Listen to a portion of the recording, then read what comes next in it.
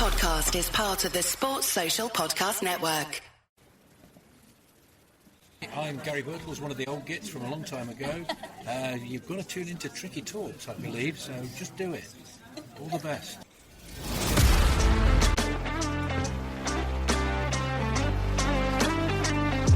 Robertson, the first time we've seen them attack them, and there's Francis! Well, that's what I wanted to see Robertson do. And still Robertson, getting his shot in, and a goal! Robertson!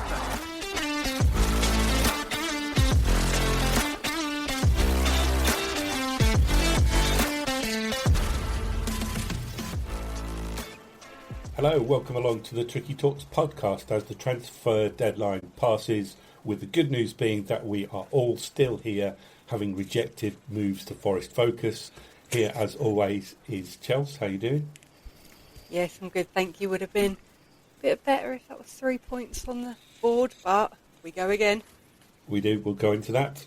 Here, as always, as well, is Kate. How you doing? I'm okay. I'm trying to stay off social media. I refuse to read anything negative about Neco. But other than that, I'm okay. We'll get into that as well. Somebody who may have something negative to say about Neco, or he may not, is Murillo, who is here as always too. How you doing, sir? Yeah, not bad. I'll just give honest opinions, but look, no hands.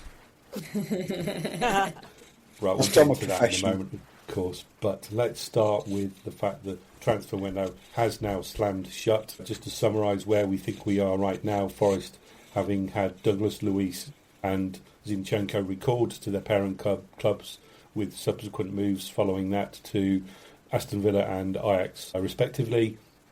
Callum Mwendo, of course, joined Frankfurt on loan, so he's departed as well. Incomings, we have Lorenzo Lucca, our massive 6'7" striker, who signed on loan from Napoli. Stefan Ortega was announced just prior to the game against Palace over the weekend, and it looks like he might have a part to play straight away, depending on the fitness of Matt Sells. And a short time ago, as we record, Luca, back of the Netz, was signed from Borussia Mönchengladbach on a 4.5-year deal for a relatively cheap £2 million or euros fee, depending on which outlet you read. He was coming to the end of his contract, so he looks like a decent signing. Thoughts, guys? I'll start with you, Kate. Do you think this was a successful transfer window, given the aforementioned ins and outs?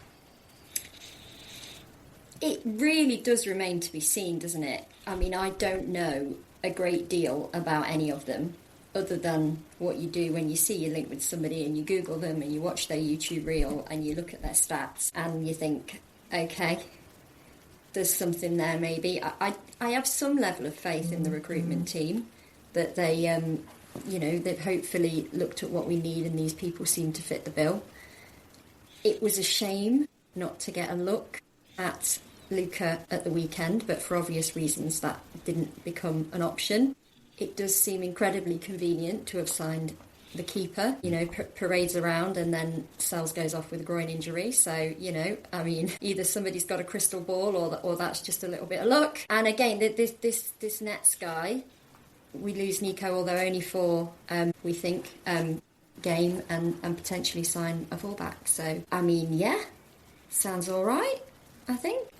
It does. What about you, Murillo? Have we fitted round pegs in round holes, do you think? Have we filled the needs in terms of, before the transfer window, we would have chosen, we wanted to fill in these positions. Have we done that, do you think? Yeah, we've absolutely addressed the positions we were concerned about. As Kate says, as always, it remains to be seen. We've bought one player with Premier League experience. Whenever I've seen Ortega, he's not looked too bad, but then the times he's played, it's usually been behind a very strong Man City team.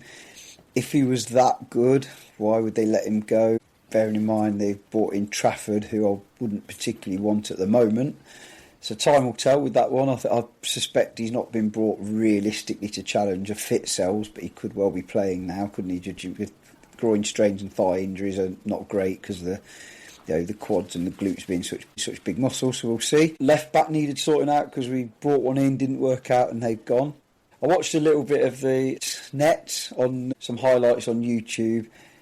It's hard to call because he looked quite good defensively, but then it's semi-contact, isn't it, the Bundesliga? I mean, Niakate looked like a world beater there and then came to us and struggled. And the other one, of course, we don't know anything about the striker, but as I've said previously, he's already done his job because the other two strikers started scoring on the back of him being signed. So we've filled the positions that needed filling, particularly in light of what happened on Sunday with the injuries and losing our current left-back. So, yeah, I guess how well they fill the position remains to be seen. But I think they've done the right thing, and it's a shame we didn't get a centre-back in, because if that rumour's true that we were offered 17.3 million for Morato, who turns that down? That's incredible. But maybe they see something we don't in training going forward long term. Yeah, the signing of Netz in particular fits their business model, doesn't it? Young, potential to grow and get better and add value with a bit of experience thrown in as well. I know he's a German international. He's played over 100 Bundesliga games already, so he's got a little bit of pedigree, but obviously that transition to the Premier League is a different kettle of fish, really, isn't it, as we've seen with all of our other signings. But just to touch on the players that have departed Chelsea, obviously Douglas Luiz and Zinchenko were loan moves that didn't work out. Are you disappointed to see them go, or do you think it was the right thing? No, I'm not disappointed to see them go, truth be told. I think it was Douglas Luiz. It was very much, I remember saying to Dad when that was confirmed about him going back to Villa, it was very much, I just went, oh, see ya. That's all I had to say about it. Absolutely nothing more to say. And with Zinchenko, I remember the first game that I watched with him play, I didn't think he was too bad. But then I think he just did not fit with our style of play at all. And it just seemed like after that first game, it was almost like he was out just to show an impression, and then he just fell off a cliff. So personally for me, I don't think we'll miss them at all. And then hopefully with the new lads that are coming in, we needed a fullback. We needed a keeper now with what's gone on. And we definitely needed a striker, and that's what we fit. So 2 in, 3 in, 2 out. We'll see where we go from here.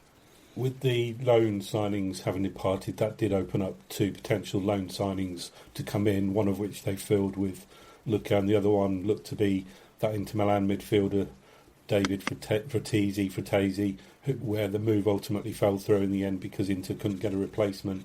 I wonder if he is someone that they will revisit in the summer, perhaps, because they did seem keen on spending the big dollars on him, whether that was a loan with a view to a move or whether it will be a straight permanent move in the summer. But you guys think he's a long-term prospect and somebody that we ought to watch in the future? Yeah, definitely ahead of the Celtic guy. They're talking about a record deal for a guy who, to quote what they said on Sky, hasn't exactly pulled up any trees in the Scottish Premier Pub League, and it would have been almost a record fee for a player bought from the Scottish Premier Leagues. Perhaps I'm being unfair, I haven't ever seen him play, but I'm glad that fell through. And Fratesi's CV does look like there's a lot there to work with, to be fair, so you never know. Wasn't it like Celtic? Sorry, Charles, go on.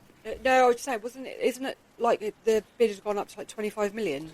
It's been declined, thankfully. Yeah. 3 bids today, 3 declines, and it did seem as though they were just chucking money at him for a player who, like you say, Murillo, was largely, unproven at a very high level. So thankfully that one's now disappeared.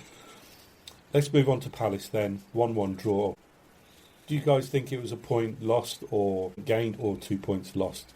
We'll come on to the Neco red card in a moment, but we'll start with you, Murillo, around the overall outcome given the circumstances of what went on just before half-time. Having predicted a 1-1 draw, it certainly didn't unfold the way I thought it would. I thought most of the first half we were the better side. We certainly looked like scoring, and the 3 points were there for the taking. In the end, it was a point gained. Obviously, it is a point gained on the table anyway, but in the end it was a point gained, albeit I would much rather be 8 points clear with West Ham playing Burnley this weekend. It's 2 points thrown away for, unfortunately, an act of sheer unprofessionalism, the sort of thing you do when you're messing about in training, not when you're playing in a Premier League rival. So we should have won the game. no one knows what would have happened if we hadn't have done, and if it went to 1-1 and we played with 11 men. But all the signs were Palace were absolutely woeful. You know, reasonable defensively, competitive in midfield, but woeful going forward. And who was the guy pretending to be Brennan Johnson that we used to love? It was incredible to see such a downturn. Their little Pino, I think Pino was his name, number 10. He had loads of space second half and did almost nothing with it, and they didn't hurt us. I just don't see how they could have won the game if we'd had 11. It's just whether we would have opened them up, because we're not exactly... But we were playing quite well. That's what's frustrating. It was 2 points, not definitely, 2 points almost certainly lost in my view. I think it was a game that was end-to-end in that first half, and to be honest with you, Palace were more than holding their own. The second half was a different story. I was a little bit concerned that they were getting too much joy going forward, and it was an end-to-end stuff. Now, yeah, you're right, who knows what would have happened in the second half, and my thoughts were Palace approached it in completely the wrong way. They were given an advantage with that sending off and didn't get anywhere near taking advantage of that. It was a very bizarre second half performance by Palace, and it was almost like they got totally thrown, Kate, by Neco getting sent off. I know it was, Mollo said it wasn't very professional, but and he's right, of course. You don't expect a professional footballer to do that sort of thing, given the fact that had he just let it go in, if he couldn't get to it, it would have been 1-1 with 11 versus 11, as opposed to 10. But instinct took over, didn't it, there? And given his contributions for this season, I can see, Mollo, you're shaking your head. You don't think? I just don't think it's instinct in that moment. I get what you're saying. He was going for it. We've all been in that position. Been there myself in lower level. You're not thinking through, if I keep this out with my hand, I'm going to get sent off, it's a penalty, they're probably going to score, and then second half we're playing with 10 men. That's not the thought process.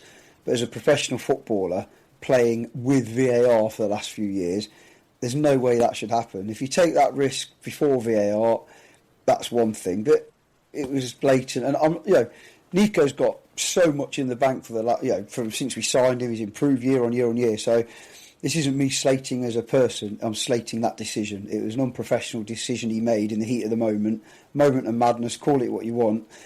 Watching the game back, partly today, mainly the first half, I agree. Palace had their moments, and one in particular, but they didn't really look like scoring even in that first half. And that's what's frustrating. I feel like a little adjustment second half, if we'd have been at full strength, could have used different substitutes, obviously injuries aside.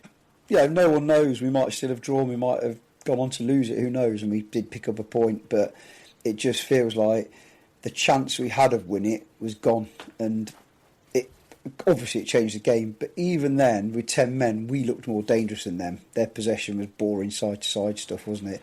And, Neco learned. It's just brain dead, though, isn't it? Because now, Leeds away, when we probably our most important game since the last one, but for a while, we're now going there doing what? I don't know. Either putting a German under-21 who wasn't even playing, I don't think, in the under-21 side in that final when England ripped them apart. Or we have a fantastic left-back in Murillo, but slightly different centre-halves. It's just so frustrating. That back five, unfortunately, is key to everything we do. And we're not going to have that. If he heads it off the line, it's the most incredible thing you've ever seen a footballer do. Say that again. I feel like if he heads it off the line, it's the most incredible thing you've ever seen a footballer do. I take all of your points. No. I do. And he did handball it. He absolutely did. It was an absolute stonewall red card, and he got sent off. I will say that he took instant accountability for it and apologised, which is the measure of the man. And I will also say that he set his standards so high this season. Everybody's loved him. Everybody's raved about him. Everybody's talked about him. And we all still do, Kate, but he still has to face... do. But it just makes the doing of something like that much more of a shock and that much more difficult to get your head round. I hate the nasty anti stuff. We all know, like you said, his thought process was never, what I'm going to do here is I'm going to handball it, I'm going to get sent off, I'm going to concede a penalty. That was never his thought process. Yes, he is a professional footballer, and we do expect him to behave in that way and be a professional footballer, but he is also a human being. We don't know what happened. We don't know if his body got in the way. If we just don't know. And you can watch it back, you can pick it apart. Ultimately, he has made a mistake. He's taken accountability for that. I don't like the, it was an awful decision. I don't. It certainly wasn't a good one, was it? No, but then... We're here to talk about the game yesterday, and that was the key moment of the game. As much as we all love Neco, we can't hide from the fact that he had a brain fart and cost us a chance of 2 points. That's the facts. Body position, what was going through his mind, none of that matters. He did something you shouldn't do on a professional pitch, particularly in VAR, so we have to talk about it. Doesn't mean I love Neco any the less. Obviously, I don't love him in the same way as you. I love him to see him on the team sheet, start to finish, okay, every game. And by start to finish, I mean not getting sent off in the 43rd minute or whatever it was. We can't hide from the fact, just because we really like him. If that was Ryan Yates, I'd say the same, and we have done in the past. We can't, I know we all do have our favourites, I get that, but we can't hide from the fact that it was an unprofessional, brain-dead thing to do. And he's all but said it himself in his own words, so fair play to him. Once we finish talking about the game today, we move on to the next one without Neco, unfortunately, because we love him and he's been one of our best players this season. That is the hardest thing to take from it, that we are going to be missing him in Leeds. I just doesn't sit well with me, any of this. And we have talked about Ryan Yates making mistakes. Which bit though? What have we said tonight that doesn't sit well? I'm struggling because it wasn't professional and it was a brain fart moment, and it did cost us any chance of 2 points. Which part? We're not calling him names or anything, are we? I'm not saying that you specifically. I'm just looking at the stuff that has been on social media and the not nice personal things that get said, like we've got a license to do that, and I just don't think that we do. And yeah, it is Neco, and he is my favourite player, and I'll always defend him and go into bat. And I've loved the funny element of it. Morgan Gibbs White put in great save, lad. Yeah. Let's have a bit more of that, because he knows. Neco knows, and we know he knows, because he's come straight out and said, I take full accountability. So I agree, it was absolutely a key moment in the game, and therefore it has to be discussed. Yes, it would have been better if he'd just let the goal go in, because we'd have had more of a chance of scoring again if we had 11 men on the pitch and one of them being his. I don't fall out with any of that at all. I just feel that he has set his own standard so high, which is why it is such a shock and does create quite such a reaction where people think they've got the right to say really not very nice things about him without wishing to quote them. And I just don't like it. I'm never going to like it. Yeah, to be fair, I don't think any of us, any Forest fan with a brain, apart from industrial language being used is standard, but likes to hear personal comments about any of our players, I would argue. Even the ones that we might not think are amazing. I've tried to defend Morato. Sometimes he makes it difficult on a footballing sense, although he did do well when he came on, to be fair. But at the end of the day, Neco has set he's raised his bar every season he's been at the club, and one thing that you could never question is his professionalism, and he's let himself down with an unprofessional action, hasn't he? That's the whole thing, and almost let the team down, and certainly we don't know what the consequences were. At least we got a point. He must have been so happy we held on. So it's just the way it is. And like you say, when he comes back in the team, we go again, and I think I put somewhere on one of the comments when people were digging into him, I said at the end of the day, because he got 3 out of 10 in the Evening Post, didn't he? And some people were saying that's quite right, some people saying that's not fair. And I just said whatever he gets for his unprofessional action for this game, when he comes back in, he'll get at least an 8 or higher on his first game back, because that's Neco all over. He'll have a point to prove. Not that he needs to prove anything to anybody, really, because he's been outstanding, not just this season, but all last season. But the guy is... There are some players you come across, you half expect them to do stuff like that, but for him, he comes across as a more intelligent footballer, doesn't he, in terms of the way he plays the game, the way he uses his abilities. It was just surprising that he did that. Yeah. I'll come to you in a moment, Chelsea, because I'm conscious you didn't see the game, having had a bit of a crisis at work. But just before we do that, it did shape the second half, though, obviously. I think Forest got the tactics spot on in that second half, going 4-3-2, literally playing with no striker and forcing Palace to go, like you said earlier, Mollo, backwards and sideways, something which Forest were more than familiar with at Braga.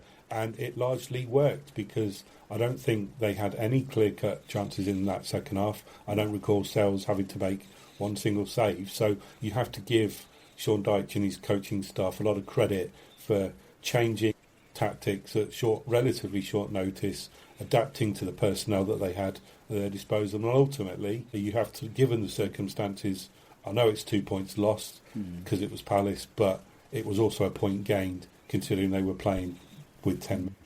And the adjustment to the injuries that kept popping up as well. Just after they'd taken off Dominguez, who's your ideal man normally for a situation like that, Callum did something to his shoulder, I think, didn't he, from what we're hearing? So they had to change it again. And of course, who comes on? Man for all seasons, Yatesy, and just puts himself about, does what he does. Nobody had an amazing game on the ball, except maybe Murillo to some extent, despite him possibly costing us a build-up to the first goal. But they all worked their socks off and played with discipline, like you say. And special mention to Sangare, who ended up virtually playing out on the left and put everything into it, didn't he? In fairness, the injuries caused extra subs that they probably weren't planning, and you couldn't make it up that they kept Callum on probably because of how brilliantly he holds the ball, and took Dominguez off as the kind of sacrificial lamb. But then, however many minutes later, Callum's injured his shoulder, and they've had to bring on Yatesy earlier than probably planned. And to be fair, man of all seasons, as always, man for all seasons, did a brilliant job, held the ball up, worked his socks off. And special mention for Sangare, who ended up almost playing right out on the left and was superb as well. His fourth good game on the trot, all in different ways. Like, Spurs didn't turn up, but he footballed them to death. Other games he's either worked hard, filled gaps, good all-round game against Brentford in particular, and then this was a very different kind of game for him, and I thought he did really, really well. It's hard to pick a man of the match in terms of on the ball, because the work was off the ball, wasn't it, mostly? But we looked more dangerous on the break than they did coming at us with 11 men for the whole of the second half, to be fair. Yeah, we'll all come to you now, Chelsea. After all, you've heard obviously what went on in the game. I'm sure you've read about it as well. How are your pipes at work, first of all, because that caused some disruption to you being able to follow the game properly, I guess. Gosh, yes, they were smelly. Let's just say that. But not my own personal ones. Yeah. Do you think? I think there might have to be another edit there, Chelsea. I think. But do you think it was a point gained or two lost, given the circumstances? The first half, I would have said it was 2 points lost. Second half, we're going down to 10 men. I think it was a point gained. Watching some of the clips, the second half, it was just like these multi-red walls were just forming, like these banks of four, all behind the ball. Sometimes when some teams go down to 10 men, it's almost like they go into this complete desperation of this defensive, and they all just, everyone, it just looks very, it is just desperate. But it's almost like we went in more of a protective way with them banks of four behind the ball. I know it, like Mollo said, a complete brain fart from Williams, and you know that he should have known better. You can't take away his performance all throughout the season and last season. You put statements, obviously, on his social media. He knows he's done wrong. I think I'm more gutted that he's going to miss the Leeds game than I am with 2 points lost, if I'm honest, because I just think that's such, I know Palace was an important game, but I just feel like that is just a bit more of an important game to us at the moment and where we stand. But overall, I think we played really well. I mean, they done an interview with Angus Gunn, I think it was on Sky, and he summed it up. He said it was one of the best performances that he has seen with a team going down to 10 men, and give credit where credit's due. Yeah, absolutely. Just a final word on the overall result and performance. Mollo spoke last week and said it was important not to lose the game, and of course they didn't do that. They did get 1 point. It is another point nearer to safety, another point further away from West Ham, who collapsed against Chelsea. We talk about opportunities, don't we, in terms of having things in their own hands, and it felt like a little bit of a missed opportunity against Palace, but they do have another opportunity to make up for it with a game against Leeds, which we'll go on to shortly this Friday night. And if they can get a win there, they'll be back. How many points are they ahead of West Ham at the minute? Is it 6? There'll be nine ahead of Palace. So we'll get into that shortly. But any final thoughts on the Palace game, guys, before we move on? Morgan Gibbs-White, captain's performance, all the known-outs, all the in-the-know people saying all he wants out of the club, and you can see it in his performances. I think absolutely summed up what a load of codswallop that is. I saw a brilliant picture on social media of 2 blades of grass, and somebody had put, these are the 2 blades of grass that Morgan Gibbs-White didn't cover, the only 2 he didn't cover. And he played really well on the ball, and it's hard to play well on the ball when you see so little of it. And it's hard to do the right things when you've been running non-stop. And I just think his engine is incredible. And somebody made the comment to me the other day, we can't afford a luxury number 10. And we're so lucky not that we've got Gibbs-White, because his work rate is equal to anybody, isn't it? A different type of work rate, but he's everywhere. And when he kind of was on the right, he was still everywhere, but he did his job. He was never out of position on the right, if that makes sense. When he went off elsewhere to help out, he then ended up in the right place, and a lot of our best breaks came through him, didn't they? But just absolutely everything you could want from a Forest player in that man on that day, and it just sums up the rubbish people talk about him just when he's having a bit of a struggle with his form, because his work rate's never ever dropped. But this possibly went even higher, like, because we only had 10 men, he ran for 2. Was that your Mullow's? He just took over from Dominguez in terms of that being everywhere, doing everything role, and you couldn't help but notice him, and you couldn't help but marvel.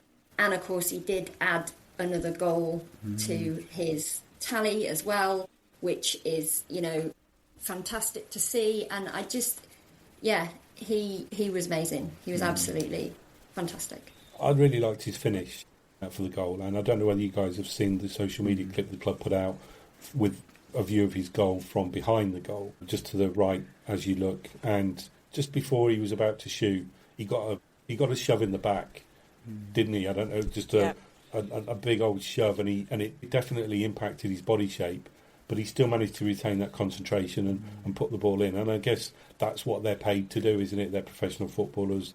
I guess they're trained to. It is a physical game. They should be ignoring that sort of stuff anyway. But it just demonstrated the sort of level of concentration that you'd expect from Morgan Gibbs-White, in that it did let him put him off his stride, and then he still managed to put it in the back of the net.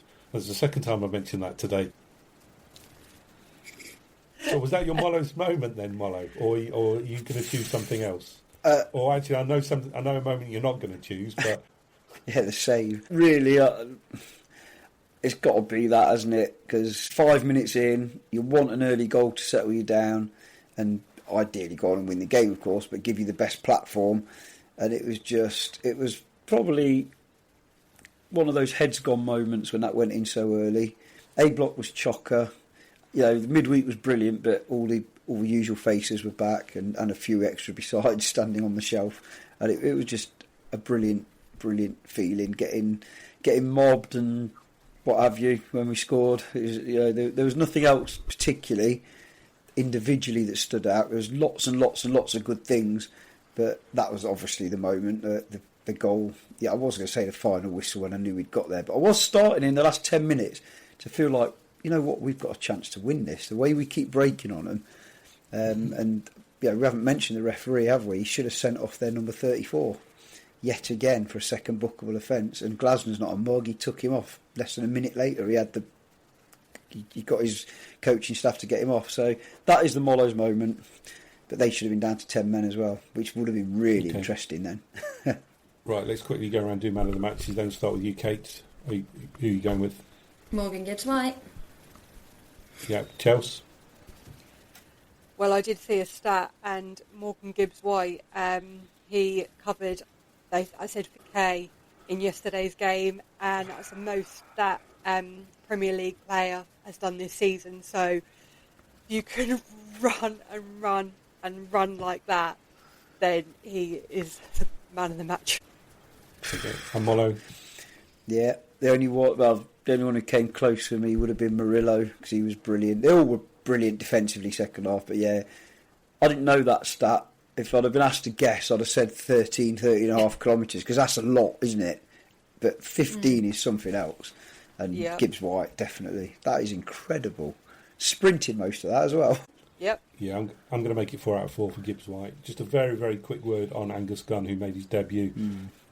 Didn't really have a lot to do, did he? But looked confident when he did deal with the crosses that came his way.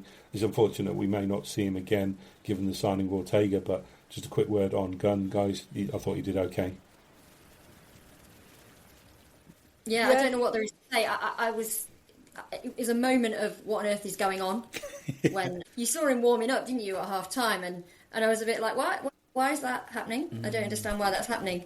And then it started to dawn on you why it was happening. And I was like, oh no. But again, much like sometimes I hear your voice in my head, Simon, I was thinking of Murillo saying, he's Scottish international, he's going to the World Cup. I was like, okay, maybe it'll not be so bad. But I was relieved that he didn't have a lot to do. But he certainly came on with an air of confidence. So good luck to him. But I agree. I think, with the signing Ortega, I can't see him starting on Friday. I would imagine it would be Ortega that he would bring in, just because Dyche has chosen Victor as the second goalkeeper so far this season, apart from when he's not available. So, but we shall see. But yeah, air of confidence, not a lot to do. He's quite lanky, isn't he, as well? His dad was quite a chunky, Norman Crosley type goalkeeper. So, I thought he did well as well, to be fair, with what he had to do. Right, that's Palace wrapped up then. Kate, have you got a quiz for us this week, please? I have indeed. So, Chris Wood has played for both Leeds United and Nottingham Forest. But can you tell me which club he's made the most appearances for, and also which club he has scored the most goals for? So that's two separate questions, both about Chris Wood, who's played for Leeds and, of course, currently plays for Nottingham Forest. Is the question which team has he played more games for out of Leeds and Forest? Out of Leeds and Forest. So not all of his clubs then. Which team has he scored more goals for out of Leeds and Forest? I think I know. I know the goals one, but not the other one. Okay. They're quite close. The stats are quite close. But he scored more in one season for one. Can you repeat the question for me again, Kate? Total. You can have a good guess at that. So Chris Wood has played for both Leeds United and Nottingham Forest. So you've got two questions. Which team has he made the most appearances for? And which team has he scored the most goals for? Right, very interesting quiz question there. We'll come back to you, Kate, at the end. In the meantime, Chelsea, do you have an FPL update for us? Yes, I do. It's not good from my end, but it's very good for Simon. So I'm going to start with Murillo. So Murillo, you've gone down to 9th place with 54 points this week. So now I'm going to go to Simon, because you were in the lead ever so briefly for 2 weeks. And then Simon has claimed his title again, but he's now gone to 6th place. No, 8th now, he's gone to 6th. So he didn't have to just beat you a little bit, he had to just go up quite a few places. And by the grin on his face, he is very happy with himself by the look of that. Well, I gambled because I had Fernandes as captain. I saw that. And it's very, very rare I don't have Haaland as captain, but I was chasing Murillo, so I needed to do something and took a risk. Well, you scored 70 points overall, so Fernandes scored you 20 because you captained him, and then you had Ekitike up front, and he got you 13, so I see even Kate's shaking her head. I'm in the same boat as you, Kate, do not want... So, Kate, you did go up, Kate, this week. You've now gone to 27. 50 points, and you did captain Semenyo, I see. I did. Ooh. I also took a little risk, which I was glad that I did, but I was so annoyed at Ekitike because I literally transferred him out for Raven Nielsen, and then of course, yeah. Well, I went down to 3rd, so I'm nearly with you, Kate. I'm coming down. Each week I'm just getting further and further down the leaderboard, I should say, and really annoyingly, so I scored 40 points overall, and I really wanted to put Fernandes in, but didn't have enough time to sort my team out. And I thought, it's okay, I'll do it next week. But never mind. And you watch, I'll put him in this week and then he'll be rubbish anyway. But the highest scorer of FPL this week was Madueke with 14 points, and no surprises here, Gibbs White was the highest Forest scorer with 9 points this week.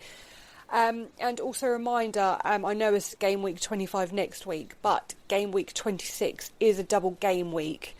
So that is if you've got Arsenal, but it will be Arsenal or Chelsea, but the likelihood will be Arsenal, so they'll play 2 games that week. So, I didn't really want to share that bit of information because I could have held it to myself and used it to my advantage, but I thought I'll share it with you all.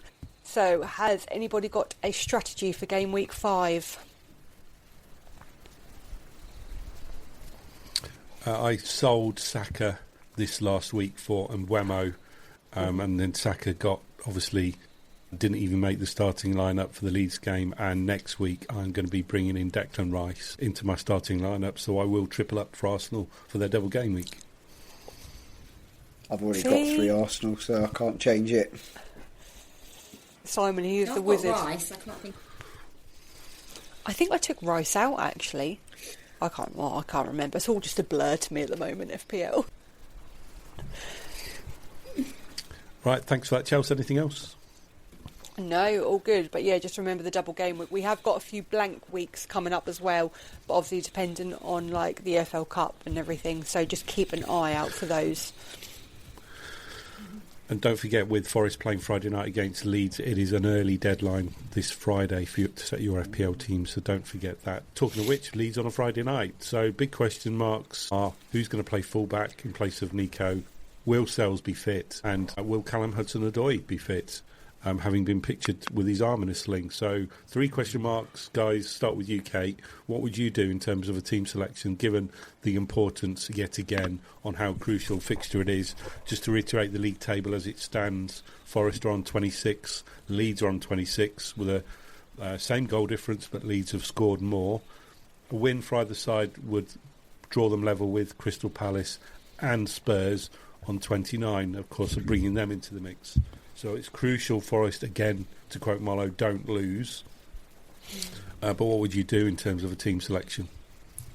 It's a really difficult one because I think, as we've said on previous pods, what was nice was that starting 11 was really starting to build some consistency. And you felt confident that that was going to be your starting 11 in the Premier League, and that's what you wanted to see. And now there has been this disruption to that, which is unavoidable. So it's really difficult. I have to say, I think if I were Dyche, I would stick with our squad as they are rather than bringing in any of the newbies, with the exception of the goalkeeper. And that is just because I don't even know, I don't know enough about either of them really to make a judgment call on which one I would choose myself. But I just think, as I said, he seems to have gone with Victor over Gunn in the rest of the season, which makes me think he'll go with Ortega on Friday if Sells isn't fit. So I wouldn't be bringing in any of the new signings. I would be working with what we've had and hoping that whoever we bring in and, those that do start, again, we've said it before, we've used this word so many times, it is going to be a battle on Friday because Leeds will battle. They will battle. So whoever comes in needs to be able to stand up to that and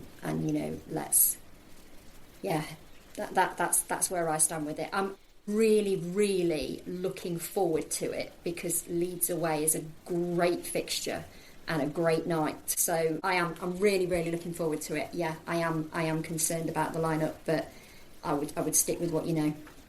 Did we get a sense, Mollo, of what the likely starting lineup in defence will be, with the fact Murillo played the second half on the left side of defence to replace effectively Williams with Morata coming on? Do you think he'll start with the same back four against Leeds, or do you see something different? I genuinely have very little idea because on the one hand, the balance was right in the second half against Palace, but on the other hand, you're losing your insurance policy, aren't you, with Murillo not in the centre. He's a brilliant player wherever you put him, but he's the Des Walker of the generation for us, isn't he? The way he's there when you need him, he can cover. He works so well with Milenkovic. So I would stick with your first choice 3. I mean, the spanner in the works is that the young Italian lads got injured as well, because otherwise I would have shifted Aina over and then started with the other right back, because at least he can be fairly solid defensively. You know, he did really well against Semenyo, for instance, and he did well against Leeds last time, actually, didn't he, at home? So it's a tricky one. It's definitely a game for Dominguez. I wouldn't be surprised to see Ndoye on the other wing if Callum's not fit, because he's getting more and more involved since his injury, and he is a workhorse as well, and he's quick. It's a tough one, though. The rest of the team kind of picks itself, doesn't it? The 2 centre mids. I think Dominguez picks himself, to be fair, at the moment as well, especially away from home. But you're right, Simon, that back four. Do you risk Morata at centre back for the full game and know that there's that chance he'll drop a clanger? Or do you keep the back door shut with the 2 centre halves you know you can rely on? Aina's still there, and do something at either left back or right back. It doesn't really matter which side, does it? Whichever side Aina doesn't play. Could it be Zach Abbott? He did really well in the week, albeit the opposition was Sunday League. So that's what the band manager gets paid the big bucks for, and I trust him to make the right call, because one thing he knows is how to set up a team to defend properly. Yeah, what would you do? Yeah, what would you do, Chelsea? Would you look to start how they finished so well against Palace, or would you look to have Murillo back in his natural position? Would you throw Netz into the mix, albeit he may not have had too much time to settle into the squad, or would you bring somebody like Zach Abbott in and switch Aina over? I wouldn't bring Netz in. I just think this game is too important to be testing the waters for a new player at the moment. I just can't. Not having Murillo and Milenkovic as centre-backs just makes me freak out, if I'm honest, especially with how important the game is. I'm not going to lie. I don't know whether if we switched Aina over and then bring Savona on, maybe. Injured. Oh, he was injured, didn't he? That's what I would have done, but he's injured. Yeah, oh, God, yeah. I see, that's the thing. See, now with it doesn't leave you a lot of choice, does it? I completely forgot he was injured. See, yeah, again, it's the back four. That's what's scaring me. I know, thing is with Morata, he's not consistent at the moment, and that's what freaks me out a bit. I know that he finished the game. I know Murillo ended up going left, but well, to be fair, that's our only option, isn't it? But like you said, unless bring Zach Abbott on. God, can you tell that I'm getting stressed? I'm just stressed about. I'm so stressed about the game on Friday, because Leeds want it, don't they? And if you haven't got a strong back four, then yeah, I don't know what I'd do. Well, I think we want it as well, don't we? Just leads me on to my next question. How important is it? Would you go for the win? Would you go all out for the win to get those 3 points? Or would you be happy if you came away from Ellen Road, given the type of venue it is? Like you say, Kate, they're going to battle, it's going to be noisy, it's going to be hostile. Would you come away with a point at this stage? What would each of you do? Start with you, Marlo. A boring 0-0 would do nicely. Clean sheet. You really can't predict anything other than a draw at the moment, can you? No, I'd take a draw, because we're not quite at full strength. It's a tough place to go.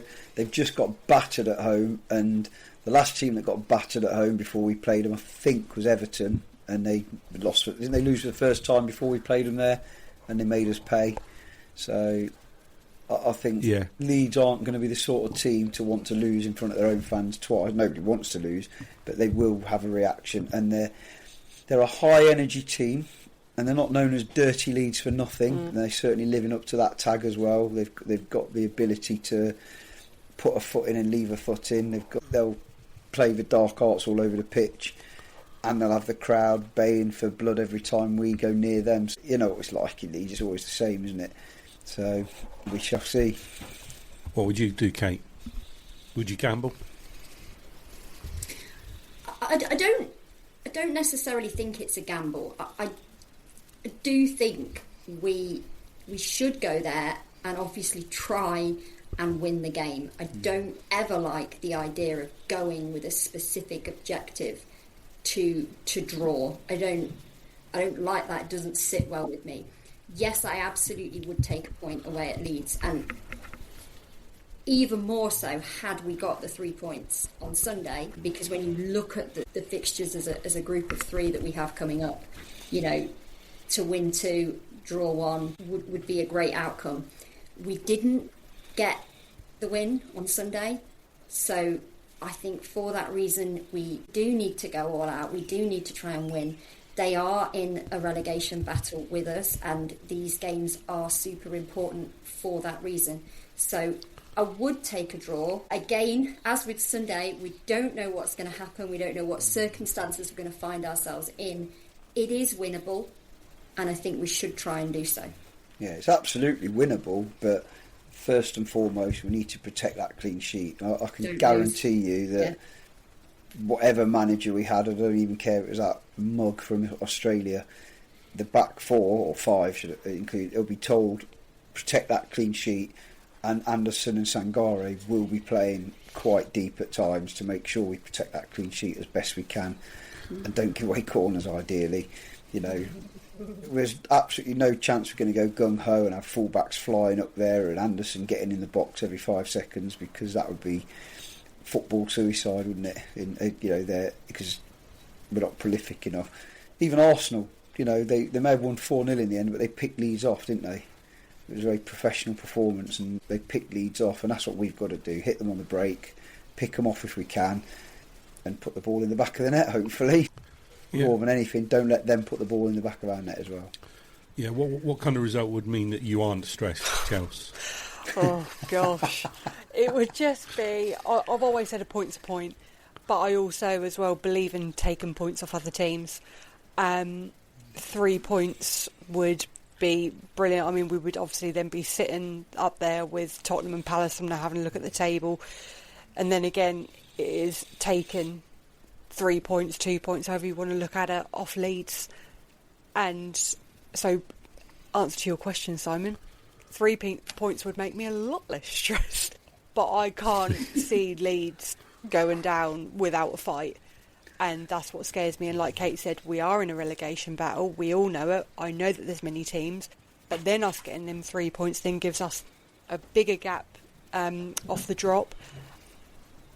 And yeah, I just think we need it. And when we look at games where we are going to get the most points, Leeds away is one of those games, unfortunately.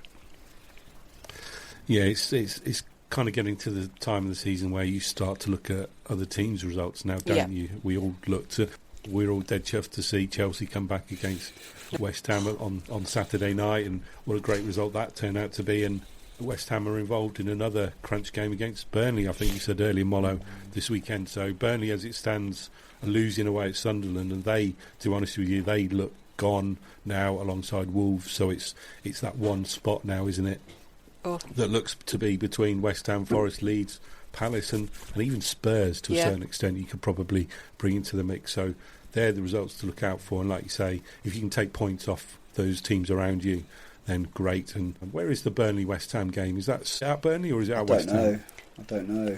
Because James Ward-Prowse has obviously signed for Burnley now, and a little bit of gossip for you. I don't know whether this is common knowledge or not. It's just something Danny had read who told me that apparently James Ward-Prowse fell out of favour with Nuno both at Forest and West Ham, and apparently it's because he called him Baldy. Oh, brilliant. So, that was... Don't know Did if you that's hear that one true as well, or not. Molly? I've heard it, but it was I read it in a fairly unreliable source. Forest now, then, isn't it?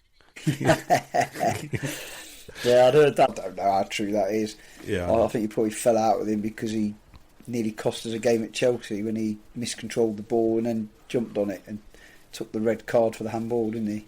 Yeah. Who knows? Right, well, let's do some predictions then. We'll start with you this time, Chelsea. 2-1 Forest. Nice one, Kate. Same, 2-1 Forest. Mollo. My heart says one thing, but my football brain says 1-1. After everything we've said about clean sheets, we'll probably end up 4-3 or something. But 1-1, and that'd be a good point away from it. I think. Am I right in saying they've only lost once all season before they played Arsenal at home? So I think the whole we should go there and win is very aspirational, shall we say? Yes, yeah. I am very aspirational. Yeah, Unfortunately, the problem is we've got 11 footballers on the pitch as well. So we've got to be realistic. Yeah. And one of them's not Neco. Yeah, I'm going to go for 1-1 as well. I think a point would be a good result. Right. Anything final that you guys want to bring up for Leeds before we move on? No, right. Leeds. Let's A or B then. Start with the quiz. Kate, let's wrap up the quiz, shall we? I don't know. Sure. I'm not sure. I don't know this. this one, to be honest. And I might have got it mixed up with let's Leicester. do them question by question. So let's do which club did he have the most appearances for to start with, Leeds or Forest? This is a guess. Appearances, Forest. Yeah, I'll say Forest. Because I'll his say season... Leeds then. Well, it's very, very tight. So he actually had 83 appearances for Leeds, and he's currently on 82 appearances. Oh. Yeah, very close, that one. Bit of a naughty one there. Okay, and what about goals? Probably more Leeds. for Forest, I would imagine. I'm saying Leeds, but I might have his season mixed up with Leicester, because we were saying in the earlier, me and Simon, that I don't really look at other teams' stats, but when we signed him, I did notice he had one mega season where he scored tons of goals. It might have been at Leicester, but I'm going to say it was at Leeds and say Leeds. So you're right, Mollo. So he is currently on 37 goals for us, and he scored 41 in his time at Leeds, and he was there 2015 to 2017 with 83 appearances. So. Did he score 30 in one season, didn't he, virtually? I'm looking down the whole of the stats now. So Might have been for Leicester though. Yeah, don't worry. Sorry. I can't. Burnley. That might have even been in League One as well when he did it. Burnley, he's got 49 in 144 appearances, but again, that's over several seasons. So I don't know. Don't worry. So I'll just. Talking of goals scored, I don't know whether you guys have watched back the Ferencvaros game that was on TNT. I don't know whether you managed to watch the game back, but there's some really good stats on there around goals scored. Did either of you watch the game back or not? Only while I was doing something else at the same time. Mm. Did you see the stats they threw up again with regards to the number of goals scored in European competitions overall for Forest? So Igor Jesus has now got six in this tournament. Do you remember who had the most goals overall across all European competitions in history? Do you remember who was at the top, who was first and second? Overall? It was Messi and Ronaldo. Yeah, for Forest, sorry. Yeah, most European goals ever. Wow. Because Igor Jesus is not far behind. And it's incredible to think he could become, in theory, if he plays... Bertels. Yeah, Bertels was one. If Jesus plays another couple of rounds, he's got every chance of becoming Forest's top goal scorer ever in Europe. Gary Bertels with one. Do you know the other? It's either going to be Robbo. I think he's equal with Robbo, or he may have just taken his third spot. Tony Woodcock. Kev might know Chelsea. Dad might know this one. Oh, Steve Hodge. No, it's not actually. It was Ian Bowyer. Of course. Really? Yeah. Of course. Both Bowyer and Bertels have got 8 goals, and Jesus has now got 6 in one season. Bowyer and Bertels did obviously theirs over multiple seasons, but it's incredible to think that Jesus could become Forest's all-time high scorer in European football. That's so weird. Barely score a goal in the Prem. Yeah.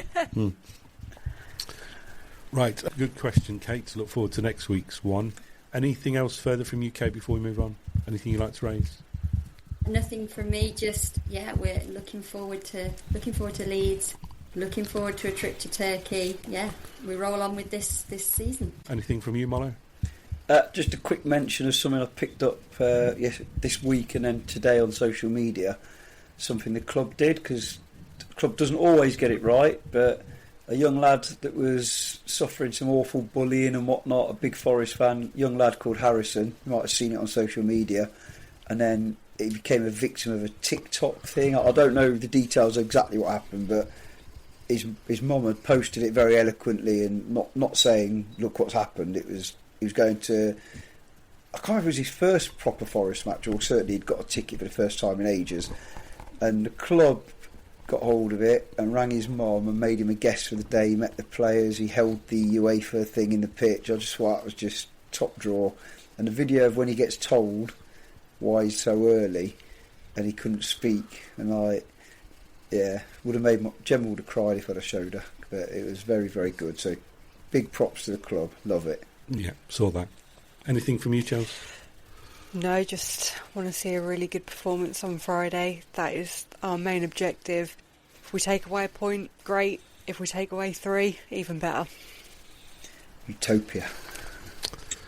We shall see. The only thing remaining for me to say is that we are now on YouTube, aren't we, this show? So if anybody who's an audio listener on their podcast catcher of choice fancies watching us on YouTube and seeing us in all our glory, then they can now do so on the Tricky Talks YouTube channel. So we've got probably now half a dozen episodes on there. Lots of thumbs up, lots of likes. Our subscribers are creeping up every now and again, so people are getting to see us on our new channel. So if you guys would like to go and check that out, please feel free to do so. In the meantime, we shall bid you a farewell. Thanks, guys, for listening, and we shall be back after the Leeds game and speak to you again next week. Thanks again, and bye for now.